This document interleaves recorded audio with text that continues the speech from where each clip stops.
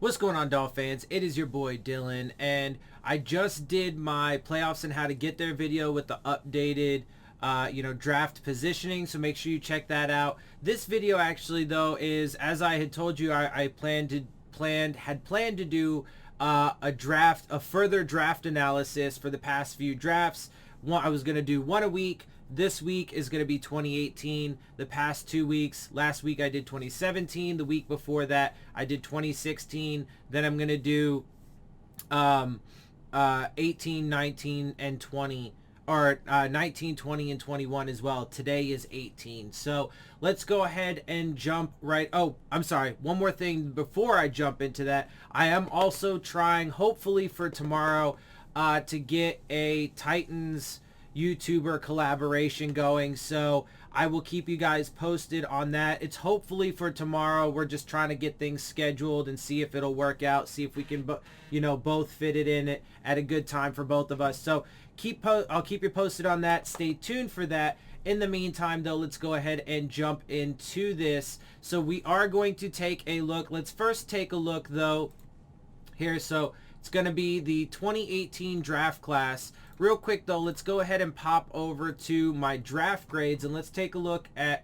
what I gave them just as a quick peek. So Minkah, a C for the Dolphins because I thought he had a good rookie season, and then obviously we got rid of him right away, but an A since leaving. Mike Gesicki, I liked Mike Gesicki. Jerome Baker, a B. Durham Smythe, an A. Kalen Ballage failed, D. I mean, you could just argue it's probably an F since he's left here too because he hasn't done anything. But F's for Cornell Armstrong and Poling, and A for Jason Sanders. I think all of these grades will likely stick as is. I don't see any of them, changing or anything like that. So I assume that they will stand. But let's go ahead and take a look at the breakdown and see how it goes from here.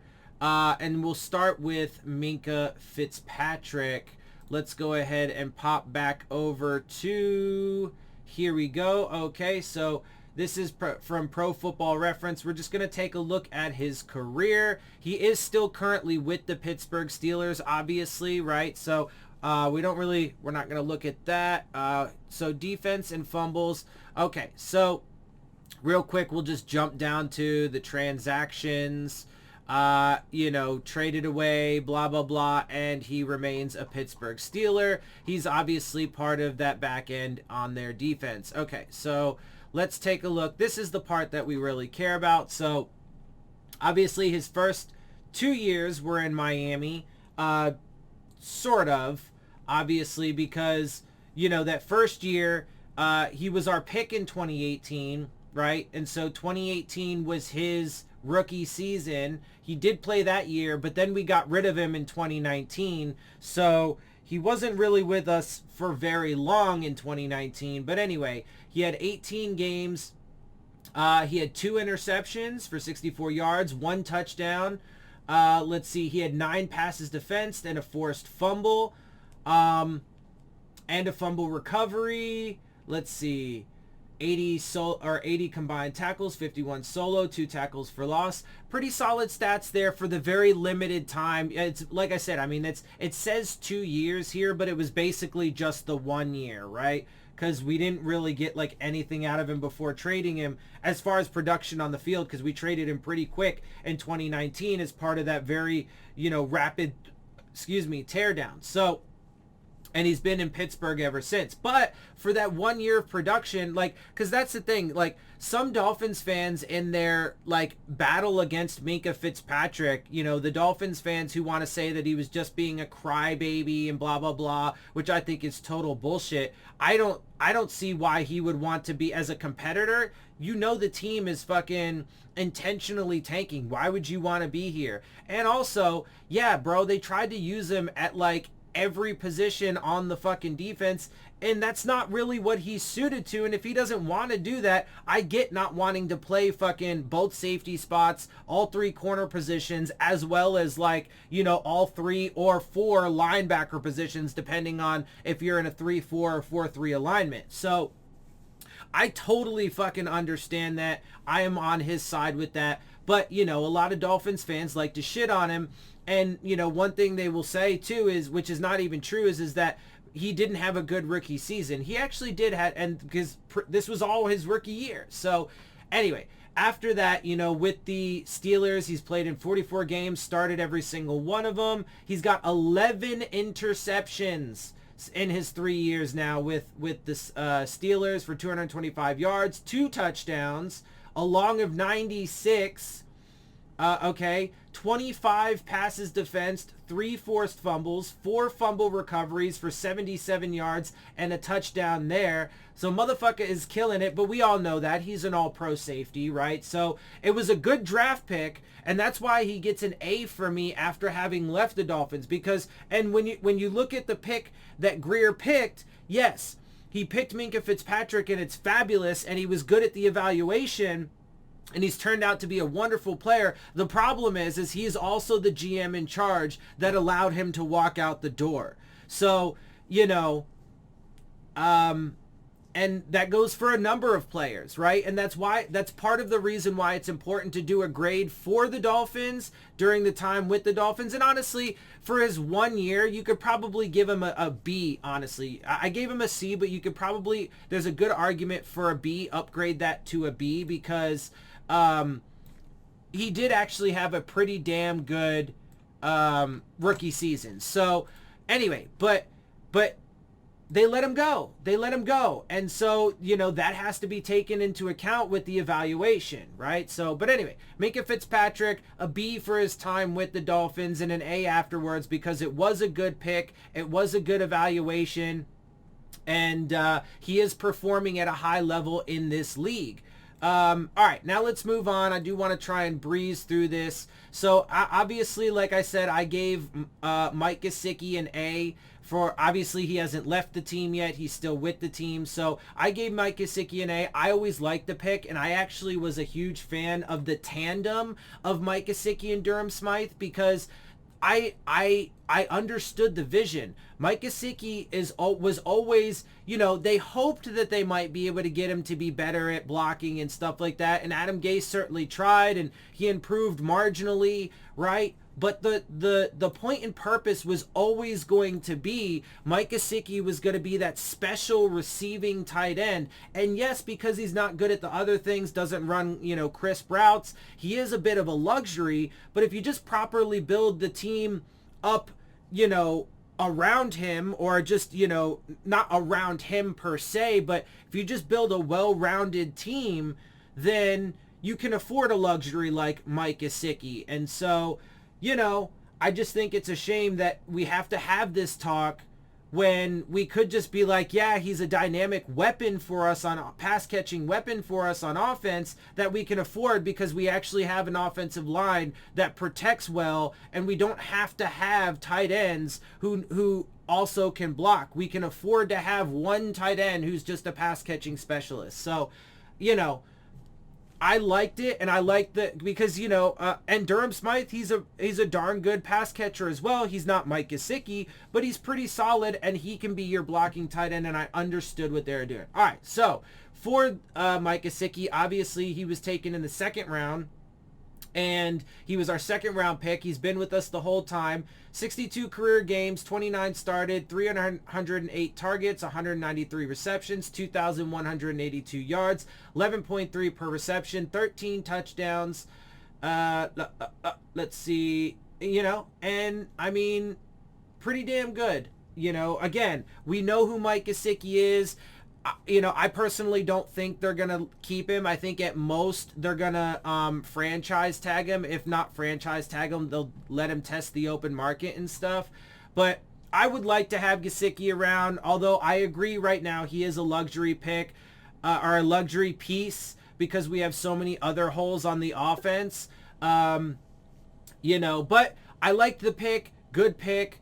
And I think that even if he doesn't stay with the Dolphins, whether he stays with the Dolphins or he doesn't, and I think it's pretty likely that he doesn't, I still think he's going to be a good player forever for whoever he plays for.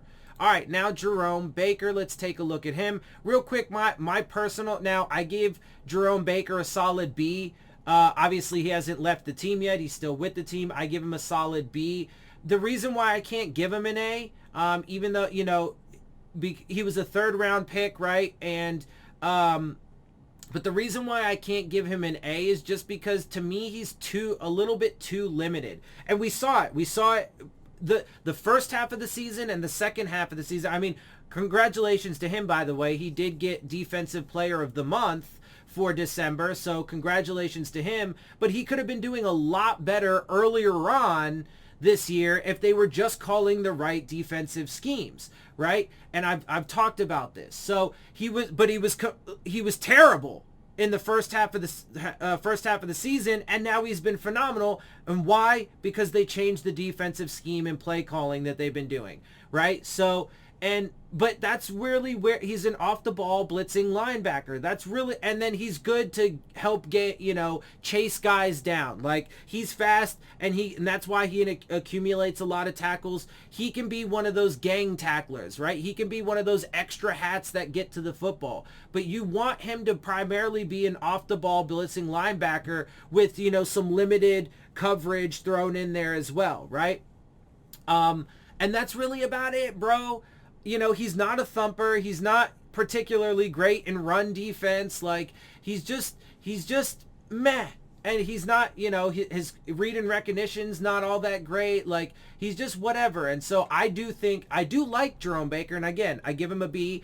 But I do think that they overpaid for him a little bit. But real quick, 62 games, 51 started, 3 interceptions for 59 yards, 1 touchdown.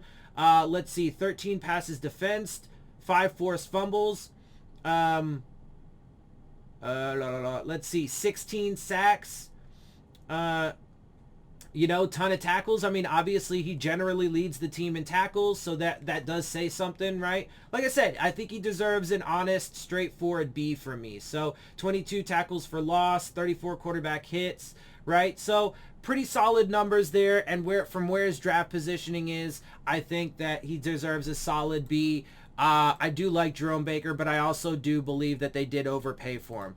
All right, so we already kind of talked about Durham Smythe a little bit, and especially for, what was he, a 4th round pick, right?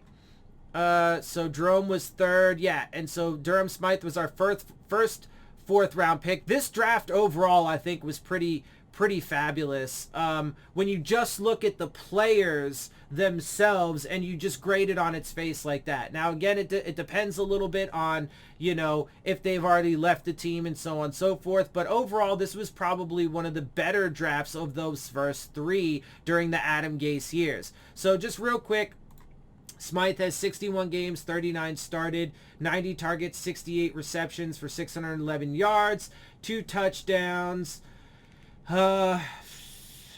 He's got a couple rushes in there. That's interesting.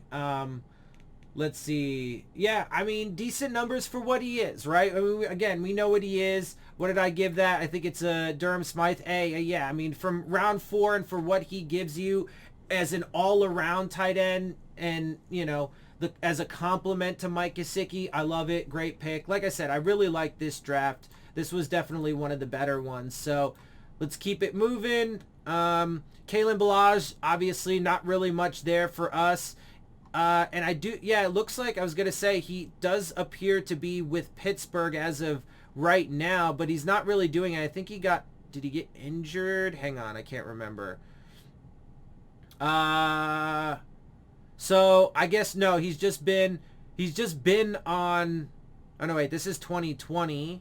So, it doesn't say, this was back in 2020. It doesn't say, maybe hold on, let's look at the games. He hasn't done anything. 2021. 2021 games. He's been in 15 games, had no starts. Okay, so he has played a little bit for the Steelers, but not very much. All right, so let's take a look at this breakdown. So he had his 2 years in Miami, had 24 games. So far, that's the most he's played in. So it looks like we got most of the production that he's put up in his career.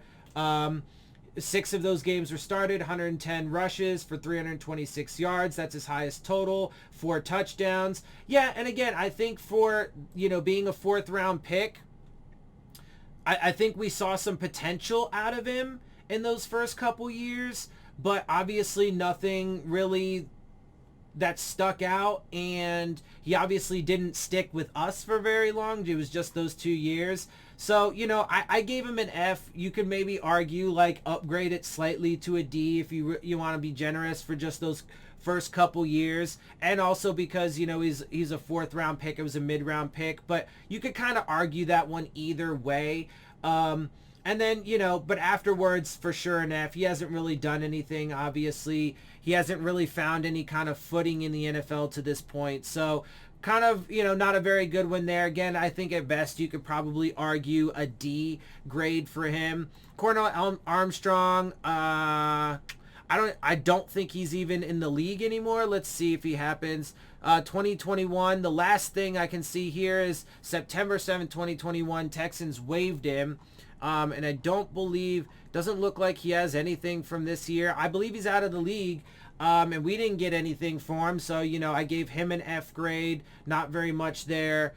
All right, now let's take a look at who's next. Quentin Poling, again, a player we didn't get, like, anything for. I mean, and, you know, these two guys, yeah, they get Fs, but it is also fair to, they get Fs because we got literally nothing out of them, and neither of these guys, I'm pretty sure, are in the league at this point. Here, let's take a quick look at Poling. So the last time the Saints waived him in August of 2021, and that appears to be the last transaction, and I don't see anything from 2021 here for current games or anything, so it appears that he is also out of the league. And so these last two guys didn't produce at all. And so even though they were late round picks, they were 6th and 7th round picks, and they're just, you know, you're taking a chance on these guys, they haven't produced at all. Now, the final pick, Jason Sanders, he's had a rough season this year. That is true. But overall, he was a good pick, and I think, you know, let's see what happens next year. Obviously, the grades are always evolving unless there's no further, you know, news to update, no further games or stats, right? If they're out of the league, then it is what it is. But let's see what happens next year, because his first few seasons, right, 18 through 2020, were pretty damn good. And as you see here, in 2020, he was a first-team All-Pro, right? So, and obviously he was a 7th round pick. I gave him A's. I just think this is probably just a weird year for him. Let's see how it goes going forward. He's obviously played in 63 games, started every single game since he's been in the league and with the Dolphins. And then, you know, his field goal percentage is 83.6. I mean, look, in year one, it was 92.3. Last year,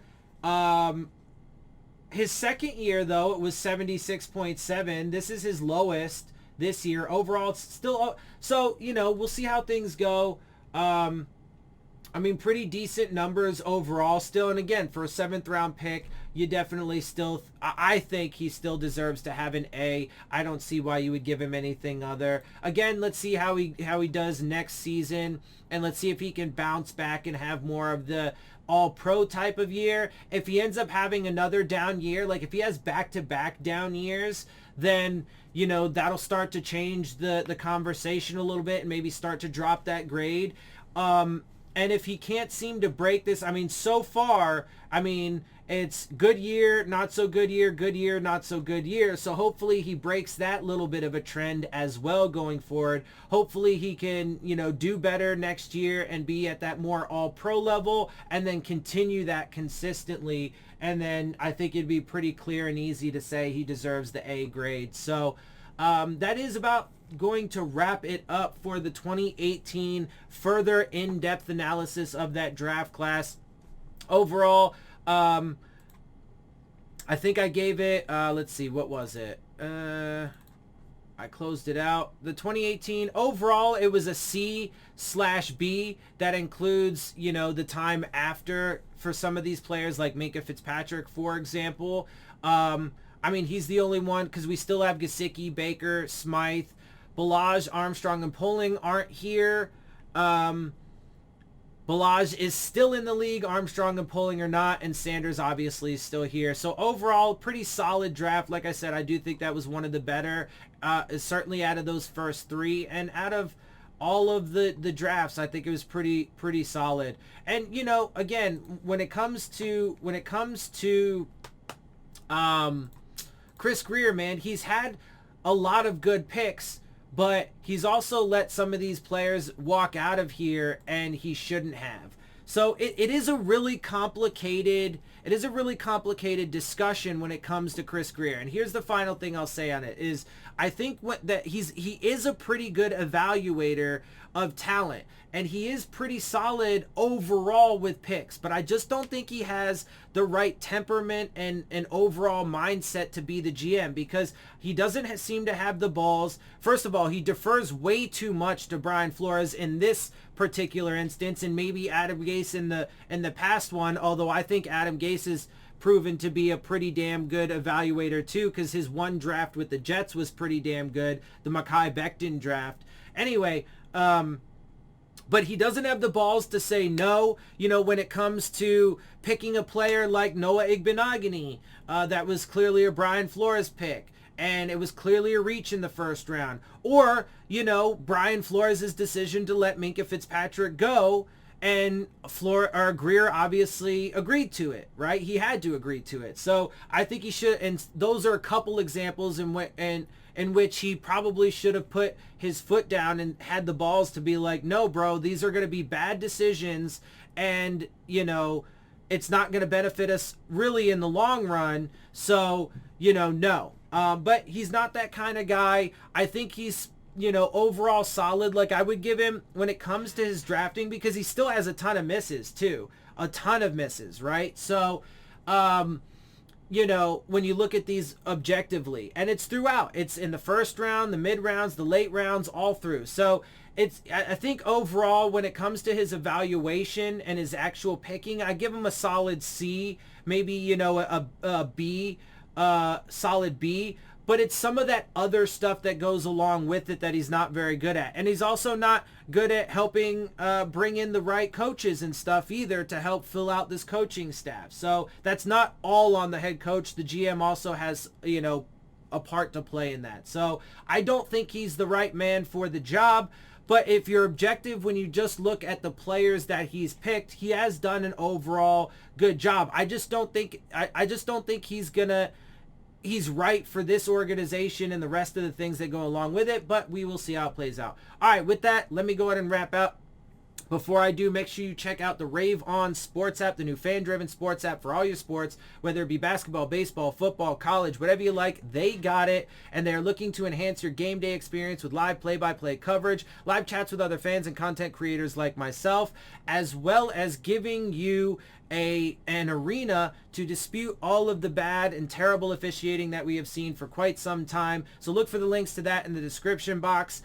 And with that, I'm going to get out of here. I hope you guys appreciate my perspective. If you do, make sure you hit the subscribe button. Make sure you hit the like button. Make sure you hit the bell if you want to get the alerts. Share my channel and videos with your friends and family. Leave your questions, comments, and concerns down in the comment section. And with that, I am out. I'll see y'all. Oh, no. And also, follow me on Twitter at DillonTartaro, as well as on Instagram at Dolphins_with_Dillon. And now, with that, I am out.